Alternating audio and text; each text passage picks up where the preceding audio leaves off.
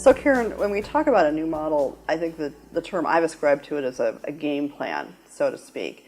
And what we really encourage parents to do is just step out of the blame and the judgment that seems to come along with the dissolution of their relationship, and work towards something that, again, is more positive, more forward-thinking, more optimistic, and something that helps the parents remain in the driver's seat when they're going to be, again, incorporating everything that they're learning into developing their parenting plan or their residential schedule. So can you speak more about what we're really trying to achieve with respect to that? Yeah, it's a very different model than what we might find in traditional litigation. And certainly here we're not looking at parents competing over children or fighting for the children or proving that one is a better parent or the other is a lesser parent. This whole idea of, what's best for the kids or in the best interest of the children, as if somehow one parent can provide that. And really, what's in the best interest of children is two really good enough parents involved in their life. Right. And if I could just interrupt for 1 second, I ask parents, which I don't think many lawyers do this, I ask parents to think about what they want their family to look like if this was successfully done. I do. This is my favorite thing, right? So any parents who come into my office and want to develop a parenting plan, one of the things we do very early on is I ask them to sit quietly for a moment.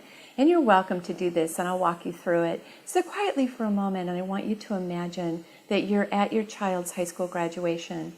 And there he or she is, third row, center, sitting next to their best friend since elementary school. Like crazy, they're finally 18, they're finally graduating, and you're so proud, your heart is so full. Now your co-parent may be sitting on the other side of the gymnasium, and you may not have spoken to that person in this last week or even in this last month. That's not the point. You're there, you're proud, there's your child, you're looking down. They take the tassel off their hat and they move it to the other side, and they grab their hats and they throw it up. And now the processional begins. And I want you to think about what the next 3 minutes of your child's life is going to feel like. As they walk toward the door, you've grabbed your cell phone, you're texting, "We're so proud of you, I can't believe it, I can't wait to see you." And of course, you can only assume that your co-parent is doing the same thing. So what's the experience for your child? As that child walks out, is he or she thinking, "Oh my gosh, who am I going to talk to? Okay, I better look for mom. Oh, no, wait, no, I'm staying with dad this week. I better talk to dad first. Oh my God, if I talk to dad first, mom might hurt mom's feelings, then she's just going to leave." Or is the experience going to be that you both are sending text messages because you did communicate this past week and you said, "Let's plan to meet at the pop machine in the foyer at the end of the ceremony," so that the text messages are, "Your dad and I, your mom and I, at the pop machine, can't wait to see you." And your child, without having to guess or stress or think about anything else, arrives at the pop machine to two really, really proud parents. Focusing on the adults here for a few minutes, I know there's been a lot of talk about the word uncoupling. And so, which some of us say with a lighthearted way, but really what it is you are no longer a couple. And so let's talk about that for a minute. What are your thoughts on that? Right. Uncoupling is the term that I do use before it became popular by our friend Gwyneth. It is a process of coming apart legally, emotionally, spiritually, financially. Our communities might be coming apart, that separation process. And to keep in mind that that's very much happening on an intimate partnership level.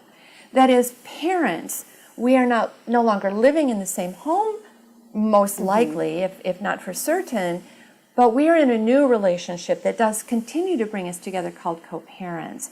So that uncoupling process is very, very important because that's part of making sure we work through those feelings, do that grief work, so that we resolve that hostile conflict that, as we talked about before, is really destructive to kids. But guess what? It's really hard on your divorce process, on your parenting planning process, and on adults emotionally as well. Maybe you can say a little bit about what you see happening when parents are so conflictual trying to move through their parenting plan process. Right. Well, the biggest thing I see as an attorney, obviously, is the cost. Everyone wants to keep their legal costs down. And I tell clients that the number one component to spending needless attorney's fees is conflict. And unnecessary conflict. There's healthy conflict, obviously. Right. But unnecessary conflict that engages your lawyers more than they have to be, that engages the court system.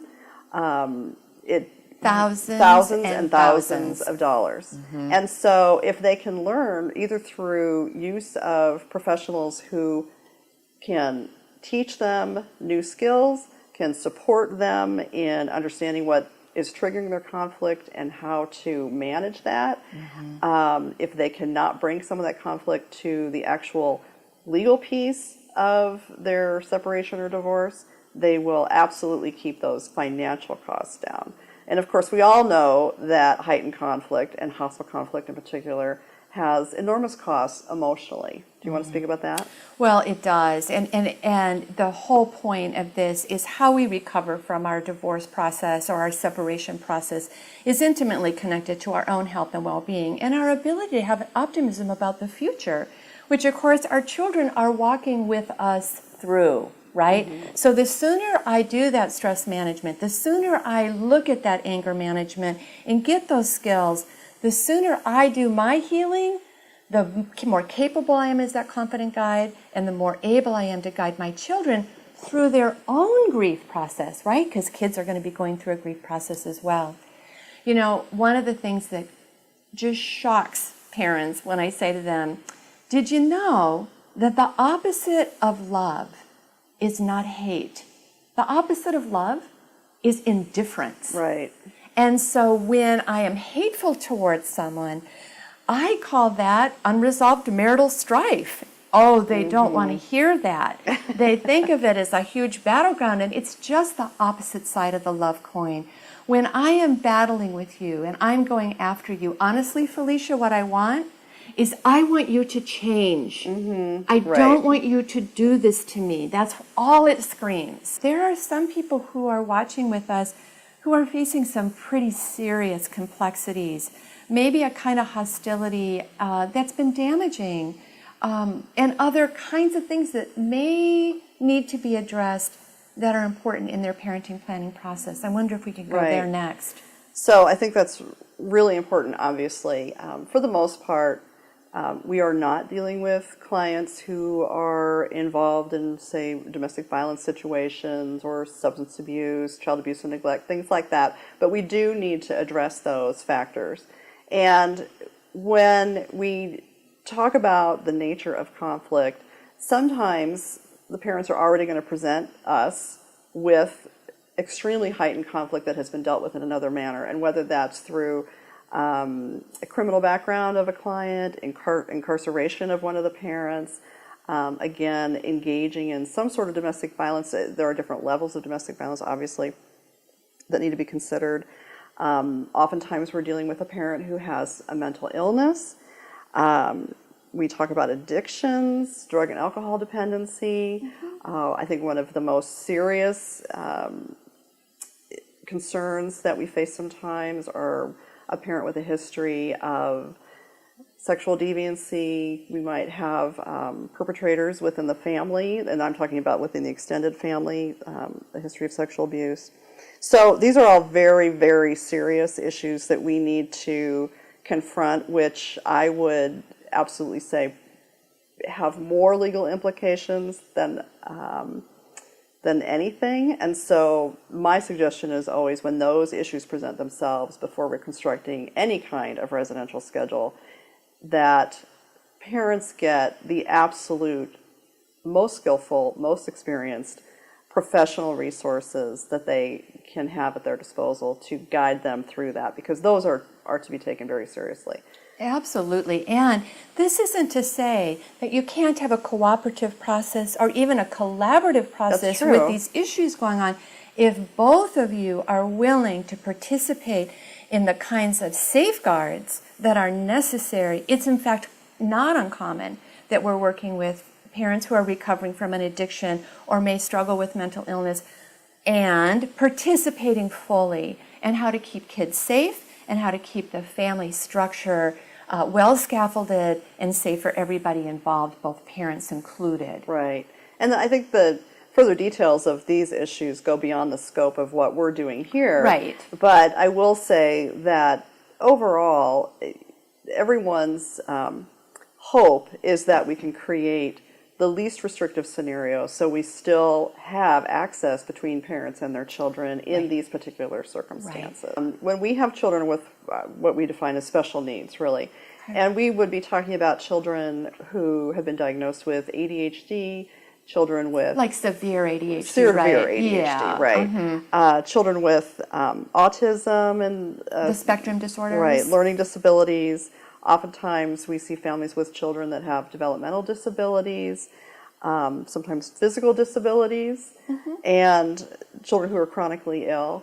And so we want to make sure that we are crafting, again, a parenting plan and residential schedule where now that we have two parents living apart, that we don't have one parent who is overly burdened with all of the care these children need, and that we have complete involvement and equal involvement from both parties, or whatever works for that family. Sometimes they do share roles in a different way. But we also strive for consistency of care, consistency in decision making with respect to who all the professional resources are that these children need, and how do we, through the process of separation and divorce, encourage them to now create a plan where they are both working from the same place for the best benefit of that special needs child. This reminds me that I've done in the last, 9 months, 4 parenting plans for an unborn child.